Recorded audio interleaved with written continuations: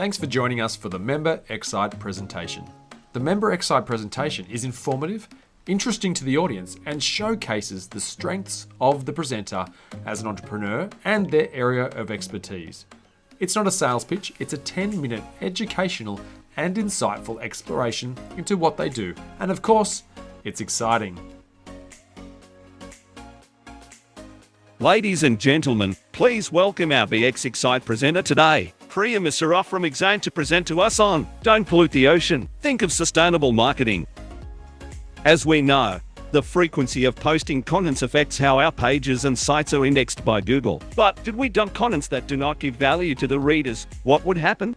This is a call to content sustainability. Identify psychometrics intent before you extend sustainability practices to the digital panorama.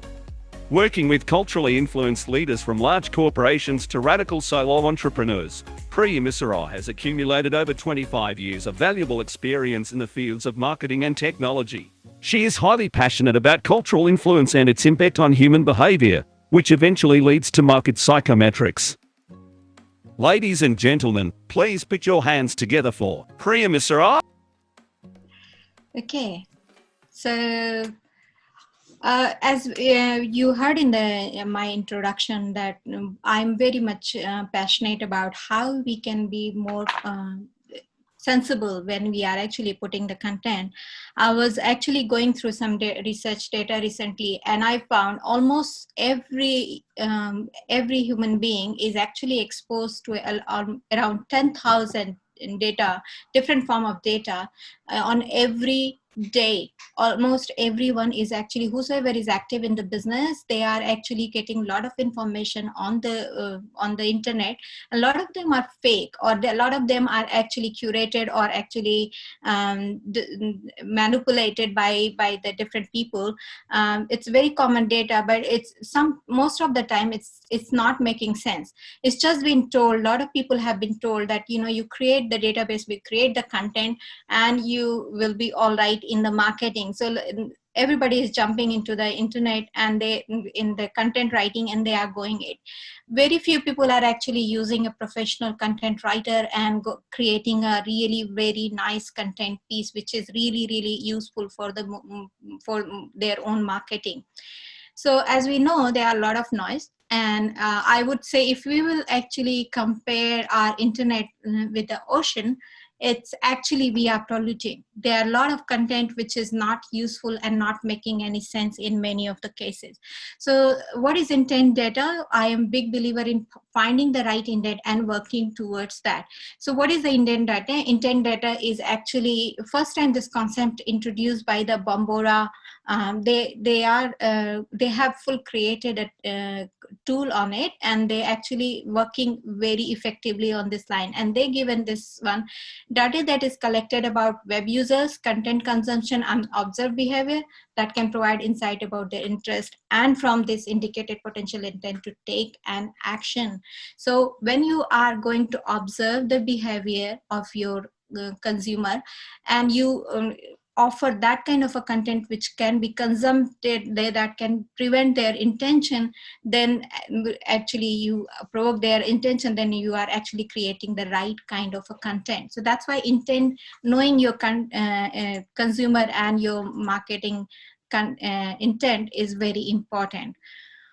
Next one, before I jump into how we should plan ourselves, I just try to collect some data. What kind of a content people are actually throwing out there in the internet? Most popular are like blog, video, infographics, case study, ebook, white, checklist, interviews. These are the form of the data people are preparing. And when I say interviews and videos, it's podcast also comes under that. So we are creating different kind of a blogs, which using the video blogs and normal videos. So sometimes we combine blog and video comes into the same one. Infographics is also becoming one of the very popular. There are a lot of people are trying to create a visual representation of a complete blog, and it's quite popular. Case studies are obviously very popular in all aspects. It's been there for a while. It's not new, but it's actually it's their own presence. Ebook writing is becoming more common, preparing white papers. Some people are very academic like me. I like to create white papers in checklist. And a lot of people are jumping into the YouTube and interviewing and creating the podcast data and different. So this is the stats right now available prepared by the HubSpot by 2020. So if we are gonna create this form of the data, it means we need to think about creating, working and reading a lot of content. And if me as a user going to read a content, if I'll search one particular topic, say marketing strategy, and you can see if you go into the Google, you will find there are a lot of content available into that. And many of the time it's like a repeat. Sometimes it sounds like it's just that copy pasted, or somehow it's manipulated a little bit to change, avoid the copy escape, but not very professionally written. So, and through that, if you look at them as a marketer, it's a lot of noise. It's a lot of noise, and not many people can hear that noise and it's becoming more and more confusing. It is a good exposure for the right now all the business owners, but with that exposure, it's coming on the cost, right? So we should be very, very careful on that. So if we will go into this slide, this is engaging and nurturing qualified prospect, and creating a target account, and then scale from there. That will be the better way to do your marketing. So I'm a big believer of content marketing. It's gonna be it is popular, and it's gonna be more popular, especially as we are growing. More people are looking for more information, and that's why when I say, and this trend started when technology started getting the popularity. That's why I call it like technology. So if you create two different character out of it, it's tech and knowledge. It means technical is there, but knowledge is also based on that. So all the information we are coming is based on the knowledge. You are going to educate your customer through your content, and the more you will educate, it is much better. Everybody is recommending these days that you should be more working towards your content, but it has to be more educational. It has to be more value add. And that's where we need to focus on. We have been recommended by all the top-notch marketers and salespeople in the market, and we are trying to adopt it. Sometimes it's useful, sometimes it's not useful. That's why even if you are creating less, it has to be quality. And if it is a professional written content, it is gonna be much more important for you. So how we can do that? We are creating an established distinct marketing objective. So if you look at your business model, and if you know your value proposition, what's you're gonna offer, the value proposition, it is easier to derive the marketing objective, because your value proposition defines what exactly you have to offer, what you're gonna offer to your customer, what pain area you're gonna solve. And once you know that, then you know your marketing objective, because that's what you're gonna solve. That's where you're gonna help your customer or consumer, or and B2B, whether it is a B2B case or B2C case, it's ultimately a human to human connection. So we need to reach out to that position, and then we can select the topic for each communication track. So if you are creating a content for this marketing objective, then you should know what topic and how we need to communicate. So we need to select a topic, and it's a concept, topic and cluster concept. So we introduced by the HubSpot 4 years ago, 4 to 5 years ago, and we can actually create the whole track so that we can create our own stream of communication and educate our consumer at that level. Then determine your score and ROI threshold. So once you prepare the effort you are preparing, and the communication you are doing to your consumer and creating that value add to them, they are getting the right information about your product or services, then you can actually find out what's the score, how much engagement is happening, what kind of a communication they are, if people are liking more, what kind of a communication people are searching for, what kind of information people are searching for. And then you can find the right intent. It will tell you, if you look at the Google Analytics, tells you the behavior psychometrics along with your demographic and other areas of marketing, if you look at that, to find out the customer persona. So if you will extract that a psychometric part, if you will extract the understanding and psychology of the human being, what exactly they are looking for, what kind of a keywords they are searching for, then it will be easier to find your communication line is matching with them, and you have been shown how many times, how much information they have read, how much they have gained, what value add you have given, and you can derive your ROI threshold. Most people are asking about ROI, but they are not monitoring it, the effort they are putting it. So that's very important, because no matter, you can't keep throwing, dead stone here and there. You have to be very targeted these days and create a whisper rather than creating a noise. And then monitor and maximize the results. So once you know that your process is working, then you monitor and maximize the result, So, sorry, oh, my bad. Okay, so in this one, we can go business development, marketing strategy, and mindset. So we need to understand, we are gonna start the business development process. This is a part of business development process, right?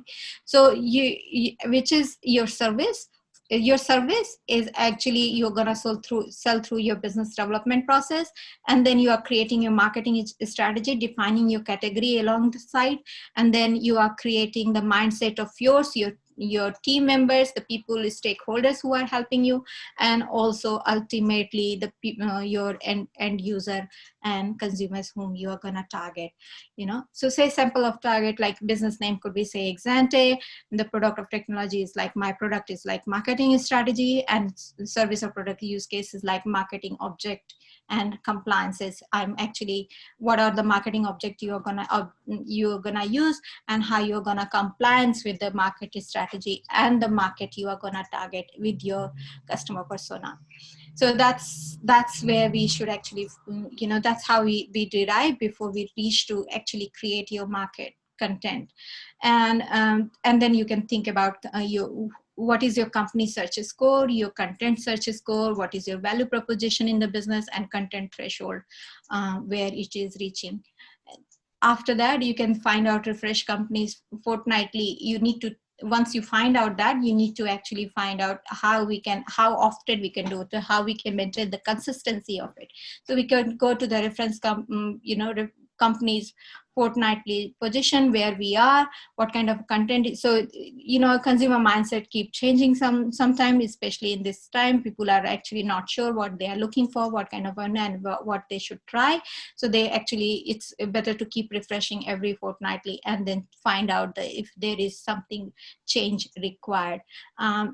It is normally recommended you prepare your content for 90 days, 6 months, 1 year, and all those things. But sometimes it is good to know what's in the news and how we can create the news jacking in between.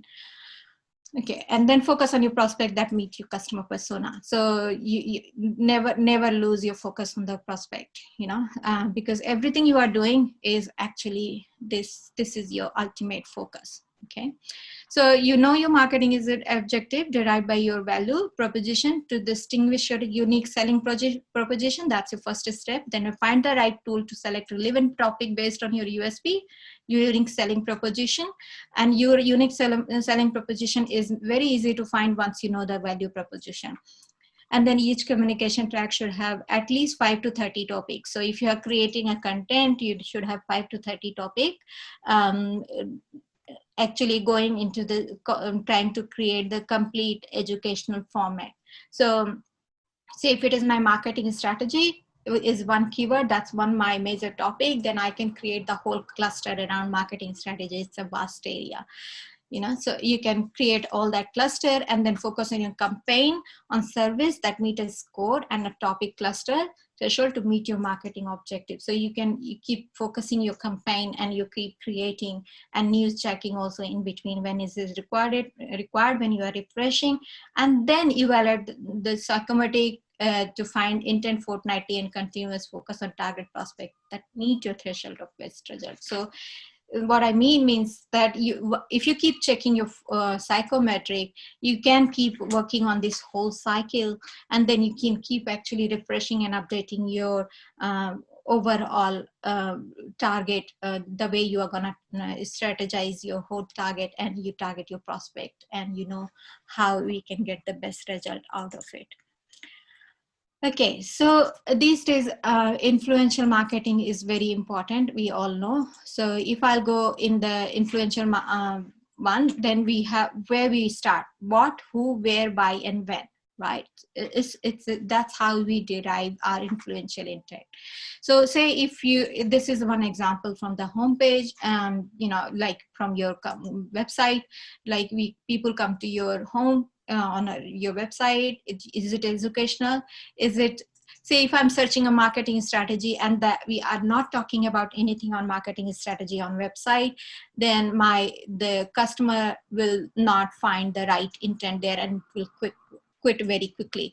And once they go to that homepage, then they can go and look at what else you have to educate, and they will explore.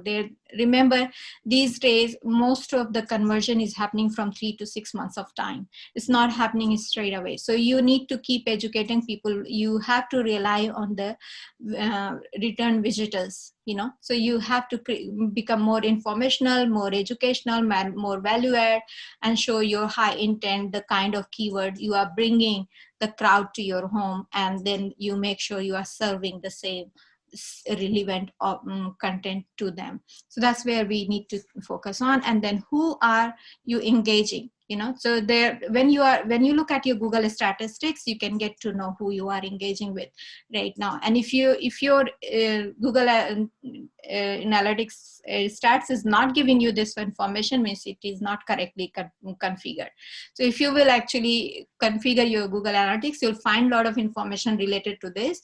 There are some like sales engagement and all is not there, so you have to find another tool. But if that's most of the information you will find to actually find the right intent, right psychometric, right kind of keyword, whether people are going, and are they going to the right page where you want to send to them, all that is being given in the Google Analytics information.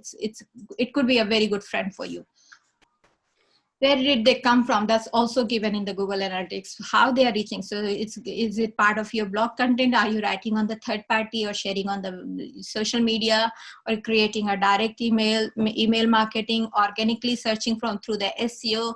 How they are coming, you know. Some talking to me, you talk about me to somebody else, they are gonna, you know, look at me that, oh, somebody mentioned about Priya, so let's search her. That could be an option. So there are different ways of reaching people. Or you have been nurturing your particular customer for a while. So say that some people met you, you know, in a particular networking event or a award ceremony or somewhere.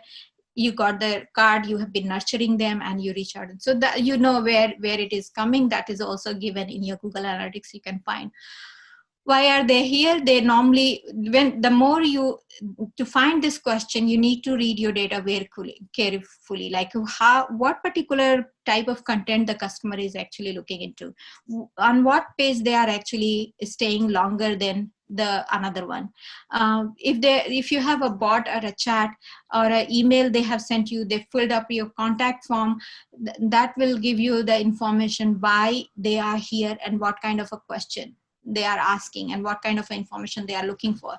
And then you can evaluate them. You can keep educating them on the same type of content, so that you can actually create that more powerful intention and understanding about your product and services. And since the understanding is high, it's easier to convert. So education, we can call it like learning curve will be reduced.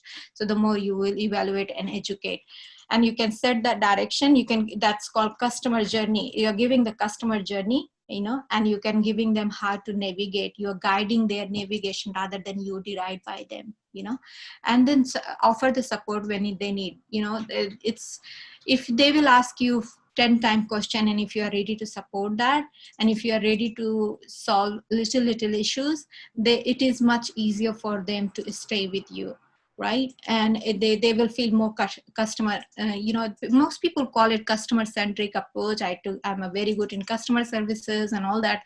And if you send them a question, they will respond to you 3 days later or 1 week later. They would be able to find the answer in Google. They're not waiting for you, right? Because people have no time. That's the only thing people are actually missing these days, is the time. And that's why it's becoming more commodity than any other actual product, right? So if you can actually help them on time, on as quick as possible, then that will be better customer service. So that's why I call it, we need to not think about multi-channel concept. We should think about more omni concept. So when we say omni concept, wherever you go, you will get the same kind of experience, right?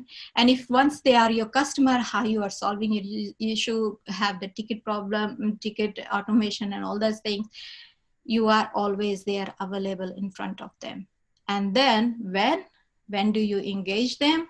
That's decided by the buyer. Because if you're going into the hard selling, more persuasion mode, there is possibility they will quit. They will not be with you.